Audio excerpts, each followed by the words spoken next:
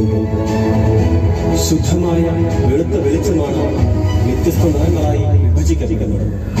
പറുത്ത് എല്ലാ നിറങ്ങളെയും ആഗിരണം ചെയ്യുന്നു. അതെ, ഒരുമയിലൂടെ നമുക്ക് നമ്മുടെ ഇന്ത്യയെ മഴവില്ല് പോലെ വർണ്ണാഭവും പൂന്തോട്ടത്തിലെ പൂക്കൾ പോലെ വൈവിധ്യപൂർണവുമാക്കാം. ഓർക്കുക, നാം പരസ്പരം വേണ്ടപ്പെട്ടവരാണ് എന്ന ഓർമ്മപ്പെടുത്തലാണ് മാനത്ത് വിരിയുന്ന ഒരു മഴവില്ല്. അന്യോന്യം പോരടിക്കാതെ പരസ്പരം പ്രോത്സാഹിപ്പിച്ച് നമുക്ക് മാരിവില്ലായി മാറാം. ഐക്യത്തിലൂടെ ഇന്ത്യയുടെ ബഹുസ്വരതയെ കാത്തുസൂക്ഷിക്കാം.